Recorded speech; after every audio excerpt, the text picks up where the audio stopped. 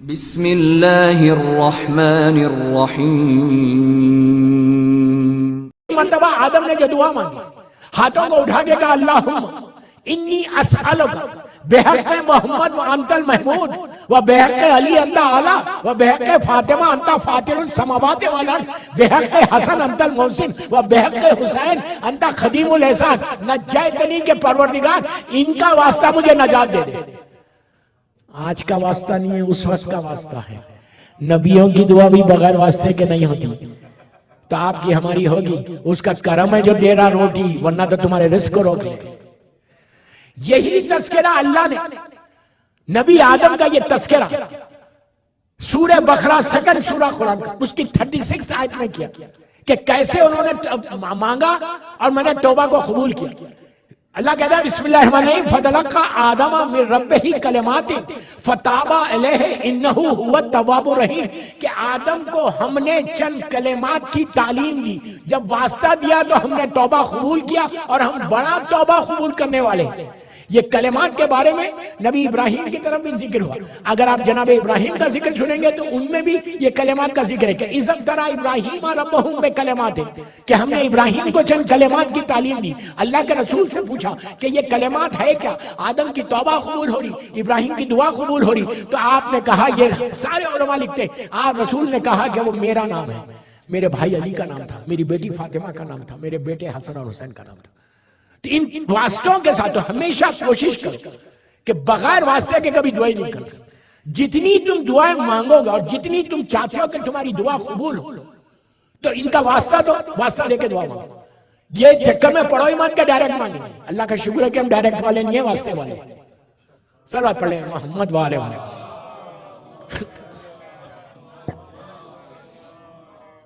जब तौबा कबूल हुई तब जिब्राइल फिर आ गया। अल्लाह ने सारी चीजें पलटा दिया नबी आदम को। सारी चीजें पलटाने के बाद अब जनाब हवा से मुलाकात हुई। कैसे मुलाकात हुई? आदम को खाने काबा की तरफ भेजा गया। इसलिए भेजा गया कि आदम बड़े खामोश थे, स्ट्रेस में, अपनी जबान में बोल रहा, स्ट्रेस में थे, सुकून नहीं था।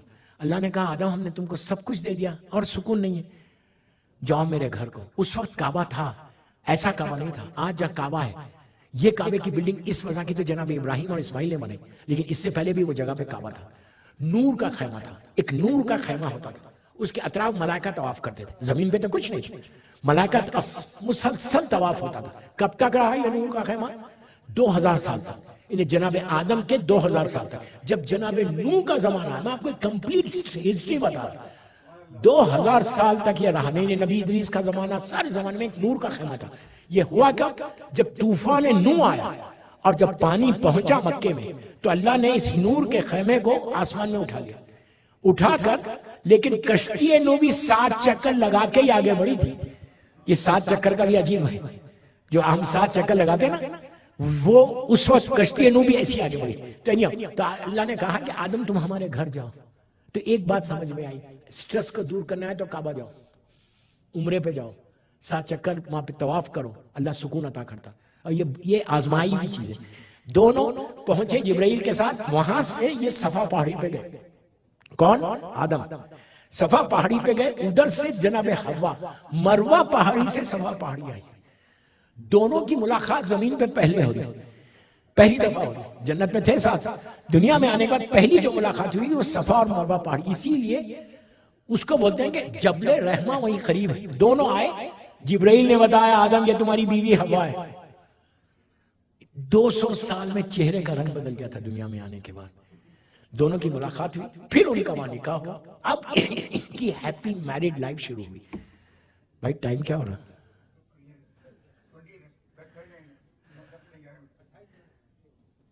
सलावत पढ़े मोहम्मद वाले मोहम्मद।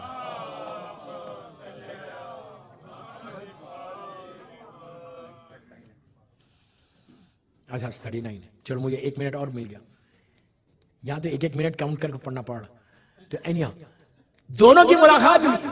मुलाकात के बाद अब उनकी जिंदगी शुरू हुई। अब डिटेल में नहीं जाता। उनका पहला बेटा जो पैदा हुआ वो काबिल पैदा, और दूसरा बेटा जो पैदा हुआ वो जनाब हाबिल पैदा। उस वक्त पूरी दुनिया में सिर्फ 4 लोग थे, हाबिल और काबिल, और जनाब आदम और जनाब हवा। ये चारों की जिंदगी गुजर रही थी। काबिल ने और हाबिल, अल्लाह का हुक्म आया जनाब आदम, गौर से सुनो, हुक्म आया जनाब आदम को कि तुम अपना वारिस बनाओ, अपना सक्सेसर बनाओ, अपना खलीफा बनाओ। किसको बनाओ? तो कहा छोटे भाई हाबिल को बनाओ। जनाब आदम ने 3 आदमियों के सामने तो ऐलान करना था, एक बीवी थी, 2 बच्चे थे, तीनों के सामने ऐलान किया कि मेरे बाद मेरा सक्सेसर जो है, मेरा वारिस जो है, मेरा जानशीन जो है वो हाबिल है। हो गया। शैतान को तो मौका मिला, शैतान सीधा काबिल के पास आया। जमीन पे पहला गुनाह हो रहा, ये मेरी आज की मजलिस का कंप्लीट मैसेज है। पहला गुनाह जमीन के ऊपर, अब तक पाक है जमीन, कोई गुनाह नहीं हो। काबिल आया के पास शैतान आया। तो एक चीज याद रखो, नबी के बेटे के पास वो आ सकता, तो आपके मेरे पास नहीं आ सकता। ये जहन से निकाल दो कि मैं बहुत बड़ा शिया हूं, ये निकाल दो कि मैं बड़ा पायस हूं कैलगरी का, मैं बड़ी नमाजें पढ़ता हूं। अगर ज्यादा पढ़ोगे तो आएगा जरूर। मैं क्या बोल रहा हूं, इसका यह मतलब नहीं है कि तुम इबादतों से खुदा न खासा दूर हो जाओ। मजा उसी में कि अली वाले के पास ही आता है, कहीं और नहीं जाता वो, इसलिए कि उसको मालूम है दूसरों के पास जाके अपना टाइम वेस्ट नहीं करूंगा। वो तो चल रहे मेरे से सिराते मुस्तकीम पे, तो हम हैं, तो हमको हटाना। और उसने चैलेंज किया था अल्लाह से कि मैं सिराते मुस्तकीम से हटा दूंगा। नहीं, काबिल के पास आया, आगे कहा कि यार काबिल तू तो बड़ा भाई है और छोटे भाई जानशीन बन गया, तुम नहीं बने। अगर तुम नहीं बनोगे तो तुम्हारी औलाद और उसकी औलाद जब होगी तो औलाद एक दूसरे पे फख्र करेगी, उसकी औलाद। जा अपने बाप से पूछ। काबिल आया, अभी शादी नहीं हुई दोनों की। मैं 1 मिनट यहां रोक के आपको इनकी शादी भी बता दूं। हाबिल और काबिल जब जवान हुए तो अल्लाह से जनाब आदम ने दुआ की कि परवरदिगार मेरे बच्चे जवान हो गए, अब इनकी शादी का क्या, कोई लड़की तो नहीं है वहां पे। तो अल्लाह ने जन्नत से एक जिन्ना को इंसानी शक्ल में जमीन पे भेजा और कहा काबिल से इसका निकाह करो।